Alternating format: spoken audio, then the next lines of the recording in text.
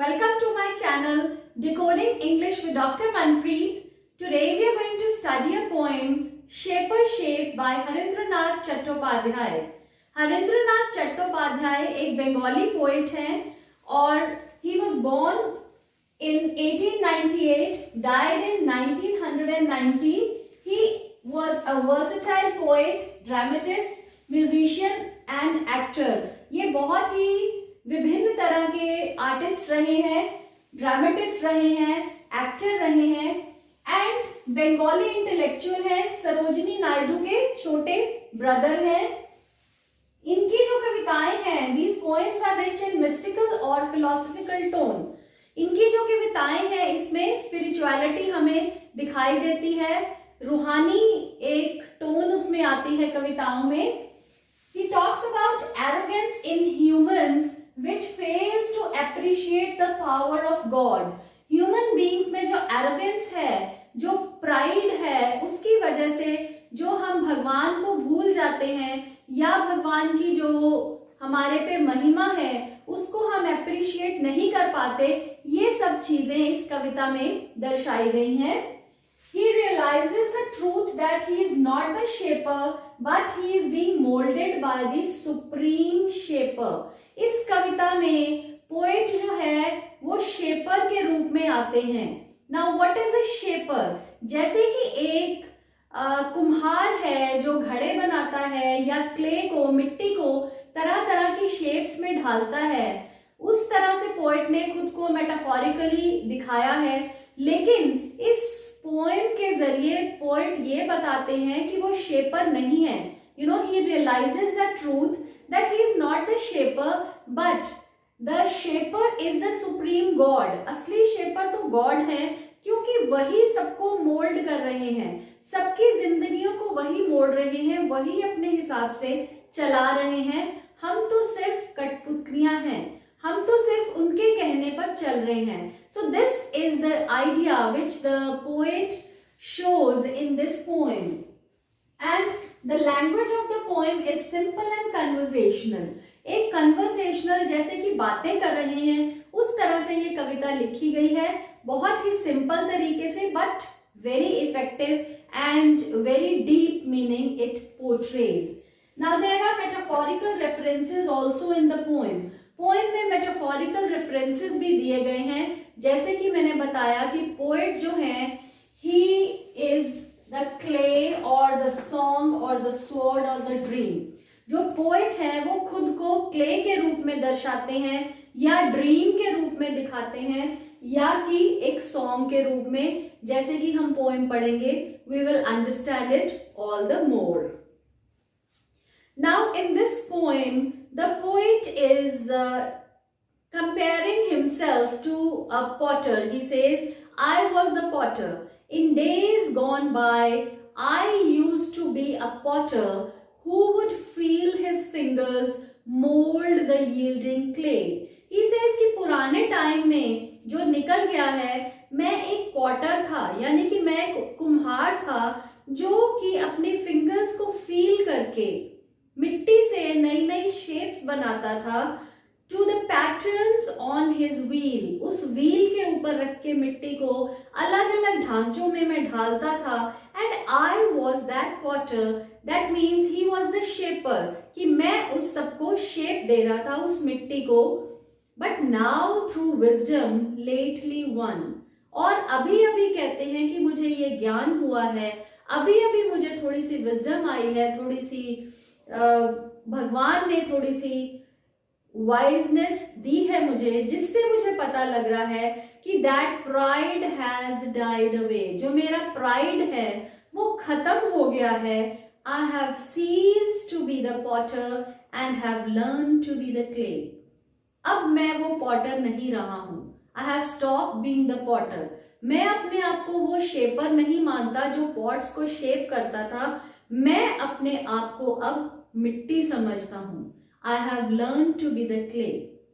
मैं वो मिट्टी बन गया हूं जिसे भगवान ही अपने रूप में ढाल रहे हैं. So I am more versatile towards the will of God. In other days I used to be a poet through whose pen innumerable innumerable songs would come. Now in the second stanza, he talks about himself as a poet. He says, कुछ और ऐसे दिन थे जब मैं खुद को एक पोएट मानता था और उस पोएट के पेन से इतने ज्यादा innumerable songs, यानी कि countless songs, infinite songs would be written. Because I was a poet, I was writing poetry, I was writing innumerable songs to win the hearts of men. ऐसे songs, ऐसी कविताएं लिखी जो कि लोगों के दिल तक जाती थी, उनका दिल जीतती थी. But now through new got knowledge, and now I have acquired knowledge. नई मुझे अब knowledge मिली है, मैंने ये acquire की है, which I had not had so long, जो पहले मुझे नहीं थी, मुझे ये सब ज्ञान नहीं था. I have ceased to be the poet and I have learned to be the song. Now I am no longer a poet. अब मैं वो poet नहीं रहा और अब मैं वो song बन गया हूँ, यानी कि मुझे गाया जा सकता है, मुझे अपनी धुन पर किसी भी तरीके से लिखा जा सकता है या किसी भी तरीके से गुनगुनाया जा सकता है. In the third stanza, the poet talks that he is the maker of the swords. I was a fashioner of swords. He says, I was the maker of swords. I was making swords. मैं तलवारें बनाया करता था, हथियार बनाया करता था. In days that now are gone, which on 100 battlefields glittered and gleamed and shone. ऐसी तलवारें बनाता था जो कि शाइन करती थी. They used to be shining brightly. They used to be gleaming. But now I am brimming with the silence of the Lord. He says, I am overflowing with the silence of the Lord. भगवान का जो silence है मेरे अंदर से वो बाहर को निकल रहा है, brimming है, overflowing है.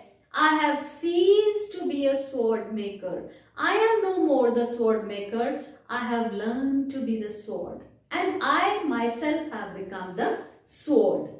Now in the last stanza, he says, in bygone times, I used to be a dreamer who would hurl on every side an insolence. He says, in the past time, I was a dreamer. मैं एक dreamer था. मैं ऐसा व्यक्ति था जो सपने लेता था और हर तरफ I would show my arrogance, I would show my contempt, I would show my hatred of emerald and pearl. अपने ऊपर मुझे इतना ज़्यादा गुमान था. I was so proud. इतना ज़्यादा मुझे pride था कि लोगों को मैं शानो शौकत अपनी दिखाता था. But now I am leaning. Now I am kneeling at the feet of the Supreme. अब मैं वो बन गया हूँ that I am kneeling in front of God. मैंने घुटने टेक दिए हैं अपने भगवान के सामने. I have ceased to be the dreamer. I have learned to be the dream. I am no longer a dreamer. अब मैं सपने नहीं लेता हूँ बल्कि मैं खुद ही सपना बन गया हूँ. So he has submitted himself to the will of God. सपने लेना और सपना बनने में यही फर्क है that you have submitted to the will of God. कि जो भगवान करेंगे वो अच्छा ही होगा. You have just submitted. You are just kneeling in front of God. And in this poem, we see that the self-realization has dawned on the poet and he has become more modest. He is filled with humility. God के सामने उसने पूरी तरह से submission कर दिया है. And metaphorical references में उसने खुद को clay कहा है, कहीं पे खुद को song कहा है या dreamer कहा है या sword कहा है. यानी कि उसने पूरी तरह से God के सामने अपने आप को surrender कर दिया है. And he has surrendered to the God's will. He believes that whatever God would do, that would be the best in life. Thank you so much. Thank you for watching.